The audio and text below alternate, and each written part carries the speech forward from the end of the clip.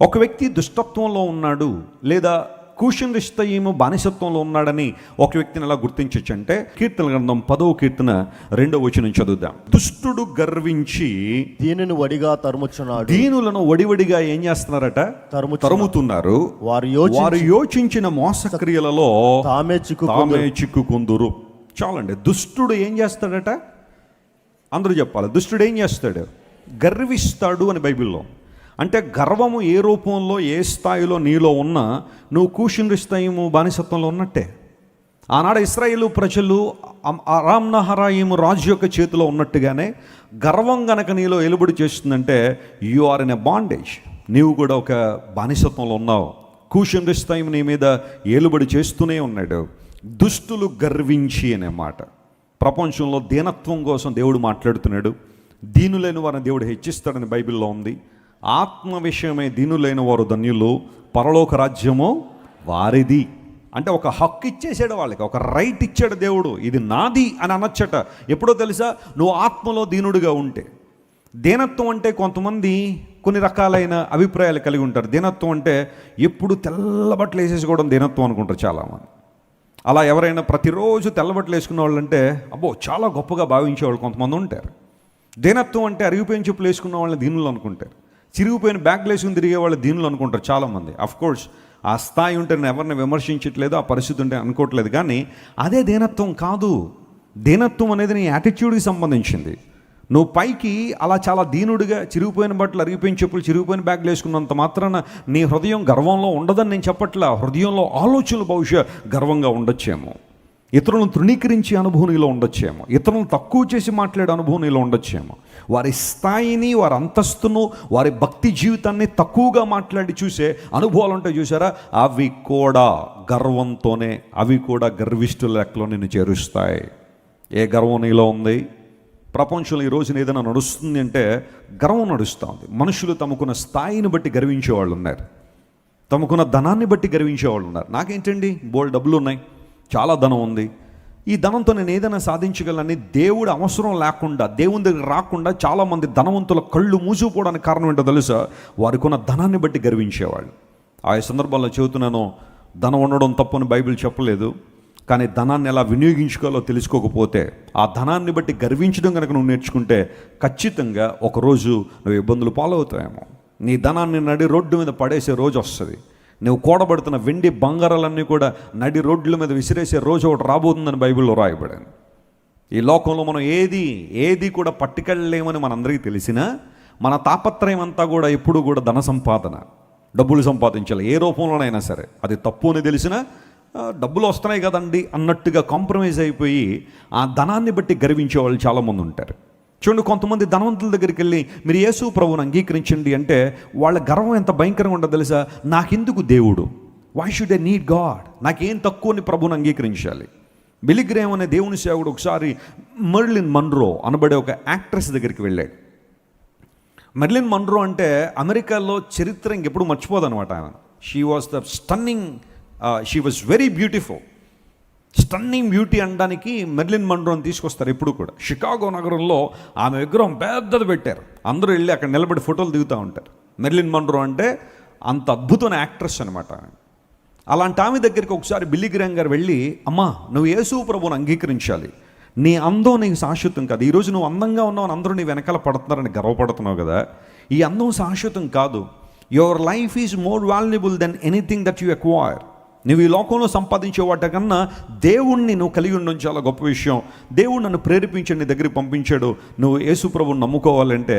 ఆమె Billy Graeme గారు కూర్చున్న కుర్చీని కాలుతో తన్ని, నీ దేవుడు నాకు ఎందుకు, నాకేం తక్కువ అని దేవుడి దగ్గరికి రావాలి, నాకేమి లేదని ప్రభువుని అంగీకరించమంటావు బిల్లీ గ్రేమ్ అని చెప్పి చాలా అవహేళనగా మాట్లాడు. బిల్లీ గ్రేమ్ గారు అంటే ఒక సెకండ్ కూడా ఆయన ఖాళీ ఉండదేమో అనిపిస్తుంది. అంత బిజీగా తిరుగుతున్న రోజుల్లో ఆమె దగ్గరికి వెళ్ళి సువార్త చెబితే ఆయన కూర్చున్న కుర్చీని కాలుతో తన్ని మెర్లిన్ మన్రో చెప్పిన మాట, I don't need your Jesus.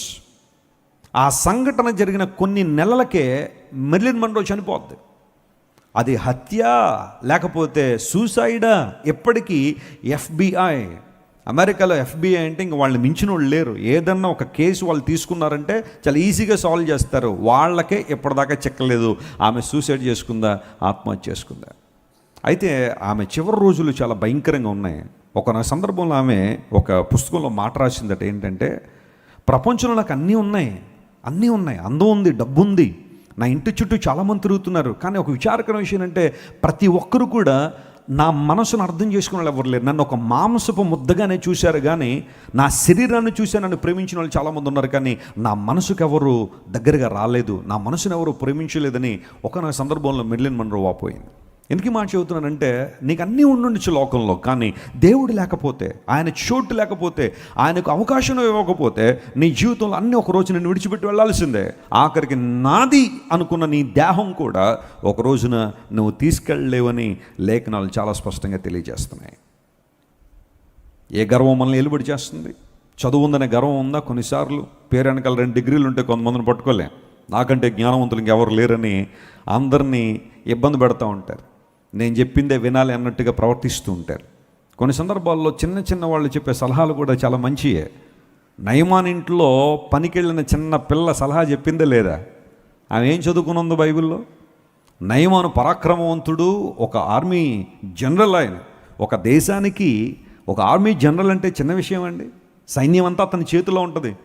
ఆ ఇంట్లోకి వెళ్ళిన తర్వాత ఆ చిన్న యవనస్తురాలు చెప్పిన మాట ఏంటో తెలుసు? ఆమె ఎడ్యుకేషన్ బ్యాక్గ్రౌండ్ ఏంటో మనకు తెలీదు. నా యజమానుడు షోమ్రోన్లో ఒక ప్రవక్త ఉన్నాడు, నాకు తెలిసిన ఆయన ఈజ్ వెరీ పవర్ఫుల్ ప్రాఫిట్, అక్కడికి వెళ్తే బాగుపడతాడని నాకు తెలిసి ఉంది.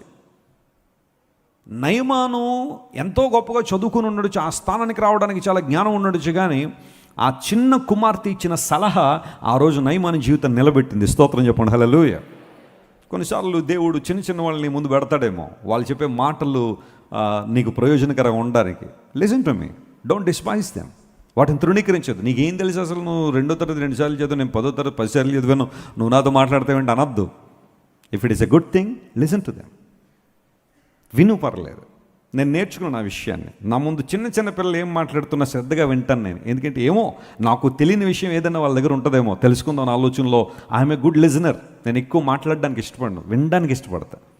ఎవరైనా కానీ నా ముందు ఎవరైనా నిలబడి ఏమైనా మాట్లాడుతుంటే ఓపికగా వింటా. ఏమో ఒకటో 2 విషయాలని నాకు తెలియని ఏమైనా తెలుస్తాయేమోనని. వింటూ నేర్చుకుంటున్నావా, లేదా ఆల్ ఇండియా రేడియోలోకి మాట్లాడుతున్నావు నువ్వు? ఆల్ ఇండియా రేడియో ఉంటుంది, ఆన్ చేస్తే అదే మాట్లాడదు, కానీ మనల్ని మాట్లాడినది మధ్యలో ఆపి ఒకసారి ఆగమ్మంటే ఆగుద్దా?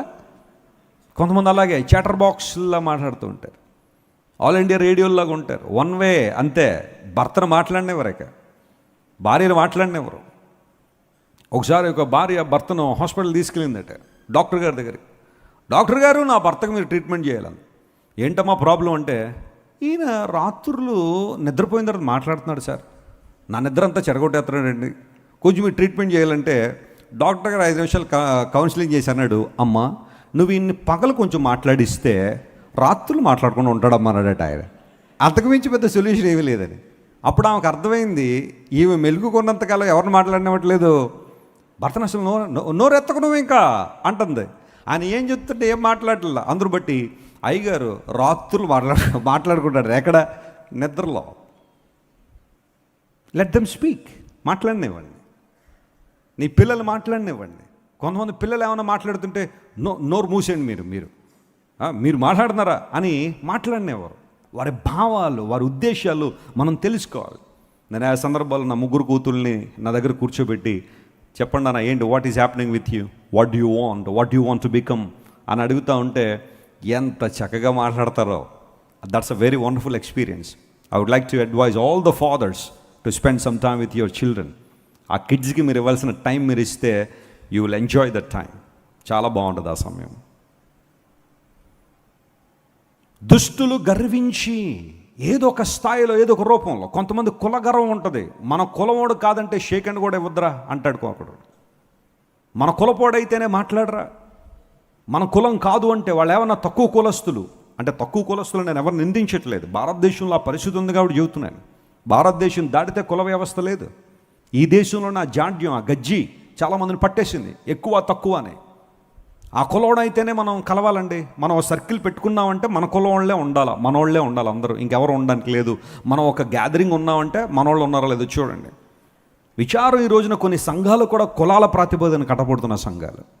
మన సంఘానికి ఒక ఆమె వచ్చేది, చక్కగా దేవుని వాక్యం ఎదుగుతున్నది, బలపడేది.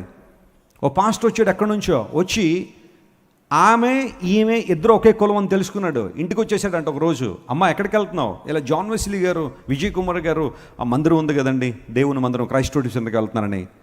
అలా కాదమ్మా, ఇప్పుడు మాది మీది ఒకటే కులం, మనల్ని మనం సపోర్ట్ చేసుకోకపోతే ఎవరు చేస్తారు? అందును బట్టి వచ్చే ఆది నుంచి మన దగ్గరికి వచ్చే అక్కడందరూ మనోళ్ళే ఉంటారు, ఇంకెవరు ఉండరు, ఇంక ఇబ్బంది ఏమి ఉండదు, ఇంకా నీ కూతురు పెళ్ళిళ్ళు కావాలని ఈజీగా జరిగిపోతాయి అనగానే నెక్స్ట్ సండే నుండి ఆమె రావడం మానేసి ఆ కుల సంఘానికి వెళ్ళిపోవడం మొదలెట్టింది. ఇది వాక్యానుసారమైన కులాన్ని బట్టి నువ్వు మందిరాలకు వెళ్తున్నావా? మన కుల వాళ్ళందరూ అక్కడ ఉంటారండి అని అక్కడ పోతున్నావా? లేదా నీకు వాక్యం కావాలా, స్తుతి ఆరాధన కావాలా, పరిశుద్ధాత్మ నడిపింపు కావాలా, సంరక్షణలో ఎదగాలని ఆశపడతావా? లేదా మా కులం అంతా అక్కడే ఉన్నారండి, అక్కడికే వెళ్ళిపోతామండి? జాగ్రత్త సుమా, అవి నీ భక్తి జీవితాన్ని పాడు చేస్తాయి అలాంటి అనుభవాలు. కులాన్ని బట్టి గర్వం, భక్తిని బట్టి గర్వం. నాకంటే బాగా ప్రార్థన చేసేవాళ్ళు ఎవరు లేరు, నాకంటే బాగా పాటలు పాడేవాళ్ళు ఎవరు లేరు, నాకంటే బాగా ప్రసంగాలు చెప్పేవాళ్ళు ఎవరు లేరు, నాకంటే బాగా నేను మోకరించి ప్రార్థన చేశానంటే గడగడగడగలు ఆడిపోద్దండి మొత్తం రాజమండ్రి అంతా. That's okay. Of course you are a very powerful prayer warrior. Don't boast about it. దాని గురించి నువ్వు గర్వపడాల్సిన అవసరం లేదు. Be humble yourself. Lord, help me to pray more and more. Help me to get connected to you, Lord, day by day. అలాంటి ఏ గర్వం నీలోకి వచ్చినా నువ్వు కూషనిస్తాయేమో, బానిసత్వంలో ఉన్నావు బైబిల్ సెలవిస్తాం. దుష్టులు గర్వించి అనే మాట బైబిల్లో చూసాం.